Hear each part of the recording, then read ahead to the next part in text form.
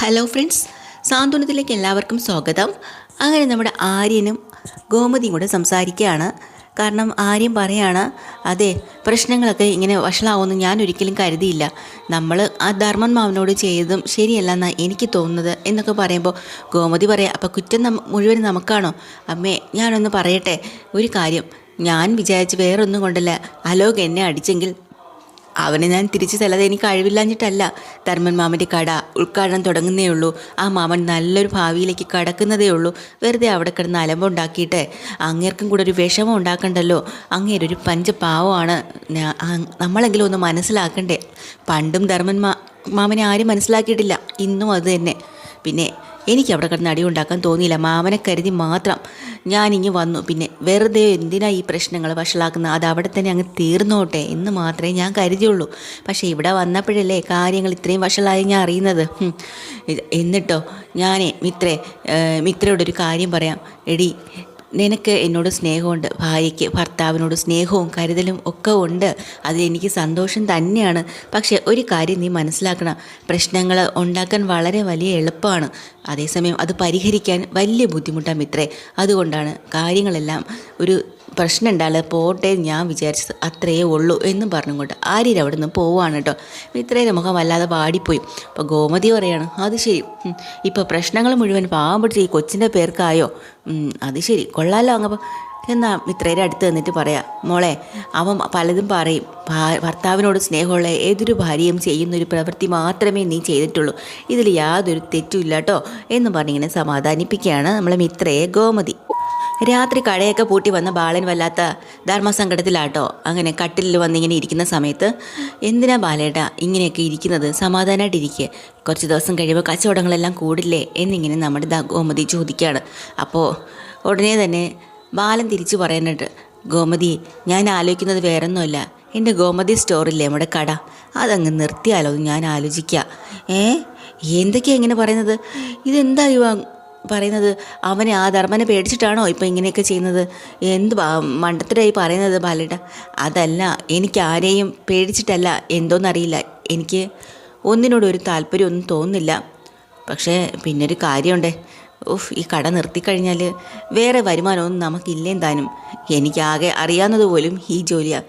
പക്ഷേ എന്നിട്ട് പോലും ഗോമതി സ്റ്റോർ ഇനി മുന്നോട്ട് കൊണ്ടുപോകാൻ എനിക്ക് തോന്നുന്നില്ല ഗോമതി. ബാലേട്ട, ആവശ്യമില്ലാത്തതൊന്നും ചിന്തിച്ചേക്കരുത്. അവനൊരു കട തുടങ്ങിയെന്ന് പറഞ്ഞിട്ട് ബാലേട്ടൻ എന്നാ പറ്റിയത്? പേടിച്ചു പോയോ ബാലേട്ടൻ? എന്താ ഇങ്ങനെയൊക്കെ സംസാരിക്കണത് എന്നിങ്ങനെ ഗോമതി നമ്മുടെ ബാലനോട് ചോദിക്കാനുണ്ട്. അങ്ങനെ എൻ്റെ ബാലേട്ടൻ ആരുടെ മുന്നിലും തോറ്റു കൊടുക്കുകയല്ല വേണ്ടത്. അപ്പോൾ അതാണ് നമ്മുടെ ബാലെടുന്ന് ചിരിക്കുകയാണ്. എന്താ ബാലേട്ടൻ ഇങ്ങനെ ചിരിക്കുന്നത്? അല്ല, നീ പറയുന്നത് കേട്ട് ഞാൻ ചിരിച്ചതാ. അതിനിപ്പോൾ ചിരിക്കാൻ എന്താ ഉള്ളത്? എൻ്റെ ബാലേട്ടൻ ആരുടെ മുന്നിലും തോറ്റു കൊടുക്കുന്നത് എനിക്കിഷ്ടമല്ല.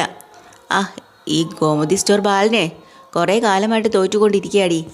നിനക്കും അതറിയാം, എനിക്കും അതറിയാം, ഈ വീട്ടിലുള്ള എല്ലാവർക്കും എനിക്കറിയാം. അതാണ് ശരിക്കും എൻ്റെ പ്രശ്നം. ദയവ് ചെയ്ത് ആവശ്യമില്ലാത്ത ഒന്നും പറയല്ലേ.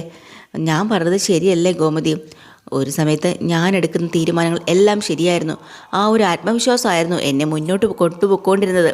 പക്ഷേ ഇപ്പോൾ ഞാൻ എന്ത് ചെയ്താലും അത് പരാജയത്തിലല്ലേ അവസാനിക്കുന്നത്? ഗോമതിയുടെ മുഖവും സങ്കടത്തിലായി. പിന്നെ ഞാൻ പറയുന്നതെല്ലാം സത്യമാണെന്നും തനിക്കും അറിയാം.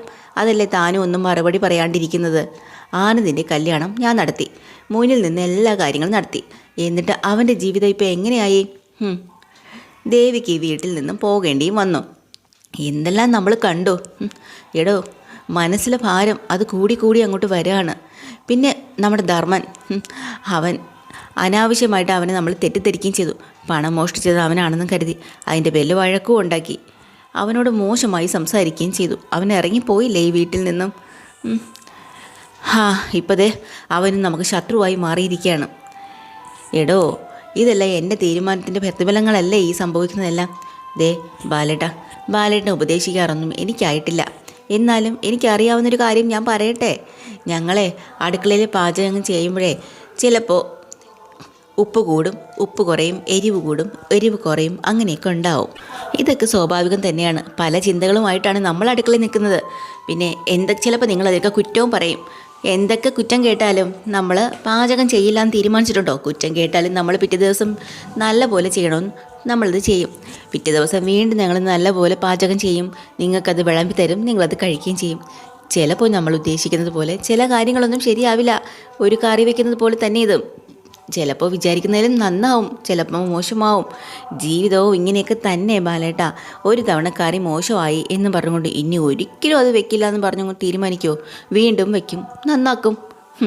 പിന്നല്ല, പിന്നെ നിങ്ങളുടെ വഴക്കും പഴിയും ഒക്കെ കേട്ടിട്ടും നമ്മൾ തോറ്റു കൊടുക്കുന്നോ? എന്നിട്ട് പെണ്ണുങ്ങൾ വീണ്ടും അടുക്കളയിൽ കയറി പാചകമൊക്കെ ചെയ്യുന്നില്ലേ?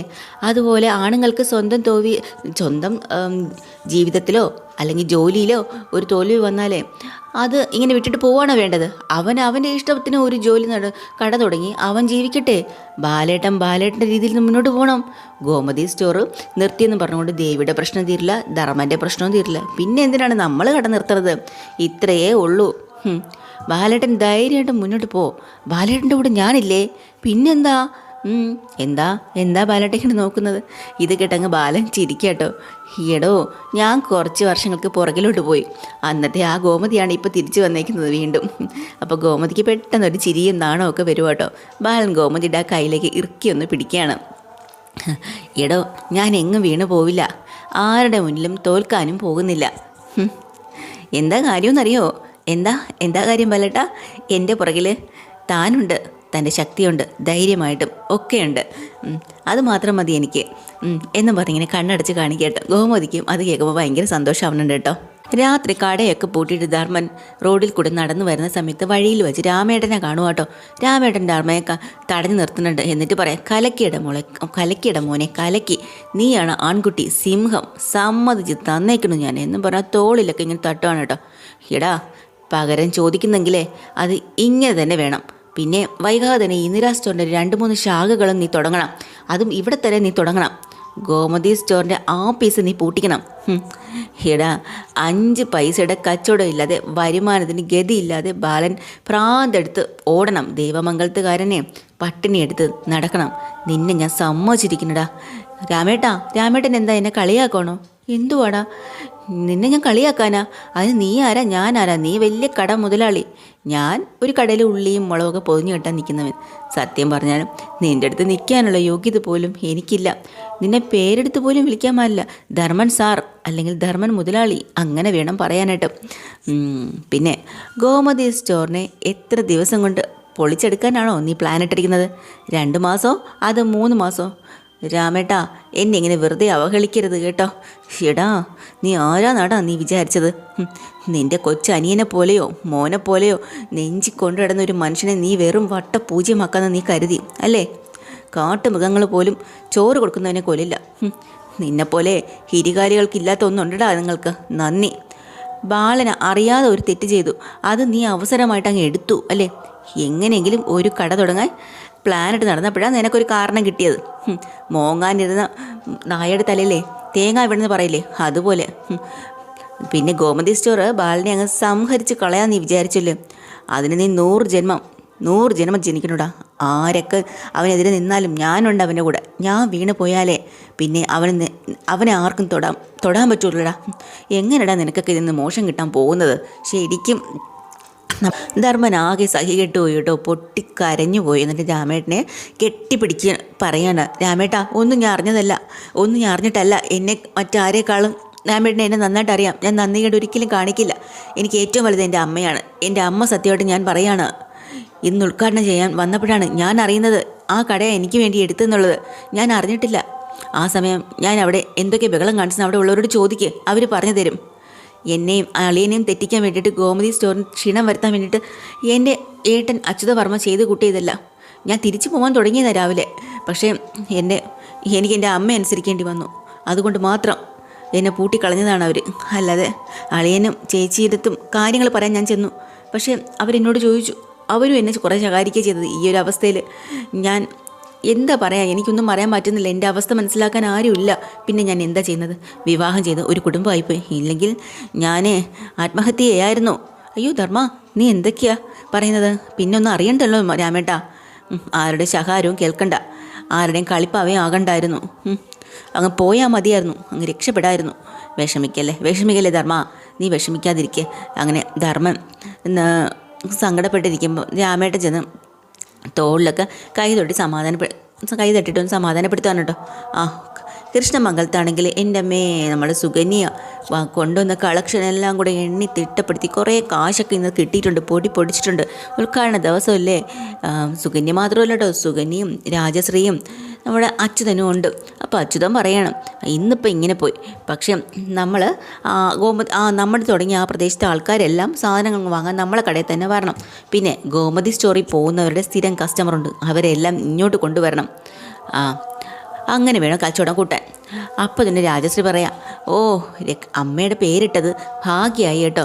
അമ്മയുടെ പേരും കാര്യമൊക്കെ ഉള്ളതുകൊണ്ടാണല്ലോ ധർമ്മൻ വലിയ പ്രശ്നങ്ങളുണ്ടാക്കാതെ പോയത്. എന്തെങ്കിലും മനസ്സിൽ കാണാതെ ഞാൻ ഇങ്ങനെയൊക്കെ ചെയ്യോ രാജശ്രീ എന്നും പറഞ്ഞുകൊണ്ട് നമ്മുടെ അച്യുതൻ. ഇതുപോലെ മത്സരം എന്ന് പറയുന്നത് ഇത്രയും നാൾ കൃഷ്ണമംഗലവും ദേവമംഗലവും തമ്മിലായിരുന്നു. പക്ഷേ ഇനി അങ്ങനെയല്ല, ഇന്ദിരാ സ്റ്റോറും ഗോമതി സ്റ്റോറും തമ്മിലാവണം. ഒറ്റ മാസം കൊണ്ട് ഗോമതി സ്റ്റോറും പൂട്ടി കെട്ടിക്കണം, അതാണ് എൻ്റെ ഉദ്ദേശം എന്നിങ്ങനെ നമ്മുടെ അച്യുതൻ അവിടെ നിന്ന് പറയുമ്പോഴേ നമ്മുടെ സുകന്യ അങ്ങ് ശരി വെച്ച് കൊടുക്കണോ, അങ്ങനെ തന്നെ വേണം, പൂട്ടിക്കണം എന്നുള്ള രീതിയിൽ. അന്നേരത്താണ് ധർമ്മൻ അങ്ങോട്ട് കയറി വരുന്നത്. അച്യുതൻ പറയാനുണ്ട്, ധർമ്മ ഇങ്ങോട്ട് വാടാ, നോക്ക് ഇന്നത്തെ കളക്ഷൻ നോക്ക്. അപ്പോൾ സുകന്യ പറയാ, ഗംഭീര തുടക്കമാണ് ധർമ്മേട്ടാ, നോക്കിക്കേ കളക്ഷൻ. ധർമ്മൻ്റെയും സുകന്യയുടെയൊക്കെ നല്ല സമയം എന്ന് രാജശ്രീ. ഉടനെ ധർമ്മൻ പറയാം, നിങ്ങളുടെയൊക്കെ നല്ല സമയമായിരിക്കും, നിങ്ങൾ ഉദ്ദേശിച്ചത് കാര്യങ്ങളൊക്കെ നടന്നല്ലോ അല്ലേ, പക്ഷേ എൻ്റെ ജീവിതം തീർന്നു. എല്ലാവരുടെ മുന്നിലും ഞാൻ ചതിയനും വൃത്തികെട്ടവനും ഒക്കെയായി. അപ്പോൾ അച്യുതൻ ഇങ്ങോട്ട് വന്നിട്ട് ചോദിക്കുക, ആരുടെ മുന്നിലാടാ നീ ചതിയനായത്? ആ ബാല നിന്നെ വിളിച്ചതാണോ? പിന്നെ ഗോമതി അവരൊക്കെയല്ലേ? എടാ ഞങ്ങളെയും നിന്നെയും ഒക്കെ ചതിച്ചവരല്ലേടാ അവർ. എടാ നീ രക്ഷപ്പെടുന്നത് കാണുമ്പോൾ മനസ്സ് തളർത്താൻ വേണ്ടി ഇങ്ങനെയൊക്കെ പറയുകയും വിളിക്കുകയും ഒക്കെ ചെയ്യും. നീ മോനെ നീ അതൊന്നും മൈൻഡ് ചെയ്യണ്ട. 2 ദിവസം പിടിക്കും, 3 ദിവസം മുതൽ താനെ അവരങ്ങ് നിർത്തിക്കോളും. ദേവമംഗലത്തുള്ളവർ മാത്രമല്ല പലരും എന്നെ കുറ്റപ്പെടുത്തുന്നുണ്ട്. ഇന്നിപ്പോൾ രാമേട്ടനും കൂടെ പറഞ്ഞാൽ കേട്ടപ്പോൾ ഞാൻ കരഞ്ഞു പോയി. ഓ നീ ആയതുകൊണ്ട് കരഞ്ഞു, നിൻ്റെ സ്ഥാനത്ത് ഞാനങ്ങാനായിരുന്നെങ്കിലേ അങ്ങോട്ട് ചെകിട്ടത് ഞാനൊന്ന് പൊട്ടിച്ചെന്നായിരുന്നു. അപ്പോൾ സുകന്യ പറയാണ്, ഓ എനിക്കറിയാം അയാളെ, ബാലേട്ടൻ തല്ലാൻ പറഞ്ഞാൽ കൊല്ല നടക്കുന്ന ആളാണ് അയാൾ. ഗോമതി സ്റ്റോർ കണ്ടുപിടിച്ചതുപോലും അയാളാണെന്നാണ് വിചാരം, ഒരു രാമേട്ടൻ. പിന്നെ ധർമ്മം പറയാ, എൻ്റെ ഭാവിക്ക് വേണ്ടിയിട്ടാണ് നിങ്ങൾ ഈ കടയിട്ട് തന്നതെന്ന് നിങ്ങൾ പറയുന്നു, പക്ഷേ എൻ്റെ മനസ്സമാധാനം ഇതോടുകൂടി തീർന്നു. എടാ മോനെ ഇത്ര ഉള്ളടാ നിൻ്റെ മനക്കെട്ടി. നീ ഒരു വ്യാപാരിയല്ലേ, നീ ഒരു മുതലാളിയല്ലേ. കച്ചവടം ചെയ്യുക, ലാഭം ഉണ്ടാക്കുക, ഇതിലായിരിക്കണം മുതലാളിയുടെ പ്രധാന ശ്രദ്ധ. കച്ചവടത്തിൽ സ്വന്തം അച്ഛനമ്മമാരോട് പോലും വിട്ടുവീഴ്ച പാടില്ലെന്നാണ്. നീ ഒരു കാര്യം ചെയ്യും, നീ മനസ്സിനെ കുറച്ചുകൂടി ബലപ്പെടുത്തണോടാ. അപ്പോൾ രാജശ്രീ ഇങ്ങോട്ട് വന്നിട്ട് പറയാം, അച്ചോട്ടാ ഇതൊരു തുടക്കം മാത്രമല്ലേ, ഒരാഴ്ചയെങ്കിലും ആവട്ടെ, അപ്പോൾ അവൻ പാകപ്പെടും. ഇവനെ കരയിപ്പിച്ചവരെ ഇവൻ അങ്ങോട്ട് കരയിപ്പിച്ചോളും അല്ലേടാ ധർമ്മ എന്നിങ്ങനെ പറയുമ്പോൾ ധർമ്മന് ദേഷ്യം വന്ന് കയറി പോവാട്ടോ. രാജശ്രീ നീ ആ പൈസയും കാര്യങ്ങളൊക്കെ എടുത്തു വെക്ക്. സുകന്യെ ഇവൻ പറയുന്നത് കരഞ്ഞും പിഴഞ്ഞും ഒക്കെ ആയിരിക്കും ഇങ്ങനെ കുറച്ച് ദിവസം പോകുന്നത്, പക്ഷേ നീയേ കാര്യങ്ങളെല്ലാം ഏറ്റെടുത്തോണം, ബിസിനസ്സെല്ലാം നീ നടത്തണം. ഓ ഇതെല്ലാം ഞാൻ ഏറ്റോളാം. ഇന്ദിരാ സ്റ്റോറിനെ വളർത്തുകയും ചെയ്യും, ഗോമതി സ്റ്റോറിനെ പൂട്ടിക്കുകയും ചെയ്യും. അങ്ങനെ വേണം. അതൊക്കെ കഴിഞ്ഞ് അവരുടെ കാര്യങ്ങൾ അന്ന് രാത്രി നമ്മൾ മിത്രയും ആര്യനും കൂടെ ഉറങ്ങാൻ കിടക്കുന്ന സമയത്ത് മിത്രയുടെ മുഖം നല്ല നല്ല കുത്തിയതുപോലെ ഉണ്ട് കേട്ടോ. ആര്യന് നല്ല ചിരി വരുന്നുണ്ട്. എന്തിനാണ് ചിരിക്കുന്നത്? ആര്യൻ എന്തിനാ എന്നെ ഇങ്ങനെയൊക്കെ പറഞ്ഞത്? ഞാൻ എന്ത് പറഞ്ഞു? രാവിലെ എന്തൊക്കെ ഇവിടെ നിന്നോട് പറഞ്ഞു, ഒന്ന് ആലോചിച്ച് നോക്ക്. രാവിലെ ഞാൻ എന്താ പറഞ്ഞത് ഓർമ്മയില്ലല്ലോ എന്നുള്ള രീതിയിൽ ആര്യൻ ഇങ്ങനെ ഇരിക്കുകയാണ്. ഹലോകിൻ്റെ ആര്യൻ്റെ കാര്യത്തിൽ ഞാൻ എന്തിനാ ഇടപെട്ടതെന്നൊക്കെ ചോദിച്ചില്ലേ? എടോ അത് പിന്നെ ശരിയല്ലേ, നീ എന്തിനാ അതിൻ്റെ ഇടയിലൊക്കെ വന്നത്? അതല്ലേ ഞാൻ ചോദിച്ചത്. അപ്പം ഞാൻ ഇടപെടേണ്ടതെന്നാണോ? പിന്നല്ലാതെ അതിലൊക്കെ നീ എന്തിനാ ഇടപെട്ടത്? ദേ ആര്യ പിന്നെ നിർത്താം, നമ്മൾ തമ്മിൽ വഴക്കുണ്ടാക്കാം, അല്ലെങ്കിൽ പിന്നെ ഇതങ്ങ് നിർത്താം ഈ സംസാരം. അപ്പോഴും തൻ്റെ ഭാഗത്ത് തെറ്റുണ്ടെന്നുള്ള സമ്മതിക്കില്ല കേട്ടോ. എൻ്റെ ഭാഗത്തൊരു തെറ്റുമില്ല, തൻ്റെ ഭാഗത്ത് തെറ്റുണ്ട് മിത്രേ. ആര്യ ഇവിടെ വച്ച് ഈ സംസാരം നിർത്ത്, പ്രശ്നങ്ങളുണ്ടാക്കണ്ട. ഇതാണ് കുഴപ്പം. ഒരു കാര്യം സംസാരിച്ച് ക്ലിയറാക്കാൻ സമ്മതിക്കത്തില്ല, പാതിയാകുമ്പോൾ അങ്ങ് പോകണമെന്ന് പറയും. എന്താ ഞാൻ അങ്ങനെ ക്ലിയറാക്കാതിരുന്നത്? ആര്യം പറ. ശരി ഞാനൊരു കാര്യം ചോദിക്കട്ടെ, ഇന്ന് ഞാനും അവനും തമ്മിൽ അടിയുണ്ടായി.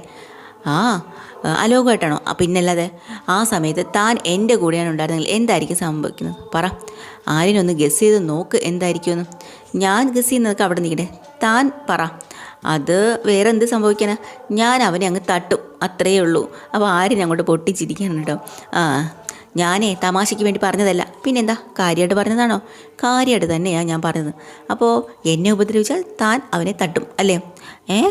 എടോ അവൻ തൻ്റെ സഹോദരനല്ലേ, അതുകൊണ്ട് അല്ല, അവൻ തൻ്റെ സഹോദരനാണെന്നുള്ള പരിഗണനയെങ്കിലും കൊടുക്കത്തില്ലേ? ആര്യൻ്റെ കാര്യത്തിൽ വേറെ ആർക്കും ഞാൻ ഒരു പരിഗണനയും കൊടുക്കത്തില്ല. എനിക്ക് ആര്യൻ തന്നെയാണ് എല്ലാവരെക്കാളും വലുത് എന്ന് മിത്ര പറയുമ്പോൾ ആര്യനാണെങ്കിൽ ഭയങ്കര സന്തോഷമാവുകയാണ്. ആര്യൻ എന്ത് പറയണമെന്നറിയില്ല. പിന്നെ മിത്രയുടെ അടുത്തേക്ക് ചെന്നിരിക്കാൻ കേട്ടോ. മിത്രയ്ക്കും അങ്ങ് വല്ലാത്ത നാണമായി. എന്നിട്ട് പതിയെ തോളിൽ തോണ്ടി വിളിക്കുകയാണ് കേട്ടോ നമ്മുടെ ആര്യൻ. എന്നിട്ട് പറയാം, അതെ താനിപ്പോൾ പറഞ്ഞില്ലേ ആ കാര്യം ഒന്നും കൂടെ ഒന്ന് പറയോ? എന്ത് കാര്യം? അല്ല കുറച്ച് മുന്നേ പറഞ്ഞില്ലേ അത് തന്നെ. അപ്പോൾ മിത്രയും ഇങ്ങനെ അഭിനയിക്കാട്ടോ ഭയങ്കരമായിട്ട്. ഞാൻ എന്താ പറഞ്ഞത്? ഞാനൊന്നും പറഞ്ഞില്ലല്ലോ എന്നുള്ള രീതിയിൽ കേട്ടോ. ഇതാണ് ഇന്നത്തെ എപ്പിസോഡ്. ഡീറ്റെയിൽഡ് എപ്പിസോഡുമായിട്ട് വീണ്ടും വരാം. ചാനൽ ഇഷ്ടമായി ലൈക്ക് ചെയ്യുക, സബ്സ്ക്രൈബ് ചെയ്യുക. താങ്ക്